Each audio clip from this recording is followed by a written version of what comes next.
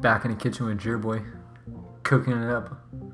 Chefing up some beats. PB&J, Gourmet. Let's get it. Get that bread. Get your cinnamon. Okay, a little bit of salt. Don't need much. Half a banana, nice and ripe. Peanut butter, of course. And jelly. You know the deal. You know the deal. You know the deal. You're chilling, you're grown. Let's get into it. Starting that pan off on medium, okay? Cranking that bad boy about a medium high heat. Touch of olive oil in the pan, okay? Don't get crazy with it. Don't get crazy with it. Just a touch.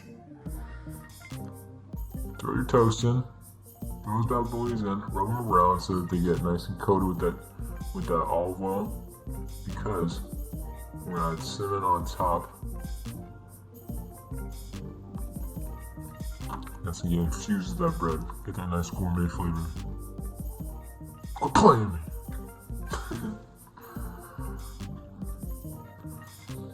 Now we're gonna put that cinnamon on. We are not going easy with the cinnamon here. Okay, we're putting enough cinnamon on so that you're gonna have to put some more bread with this. Plenty of cinnamon on this. Let those guys do their thing, okay? Oh, okay, don't let them get that dark. That's a little bit too dark. Just, yeah, next time, lower the heat maybe a little bit. Yeah, like that. Put it on low. Okay, put that pan on low. Keep it there. You know the deal. Take them off the pan. Put your PB&J on both sides, okay? Okay, this is basic stuff. Back to basics. Kindergarten stuff right here. Okay, sit on top, both sides. Okay. Taking the banana. We're gonna slice it up. Put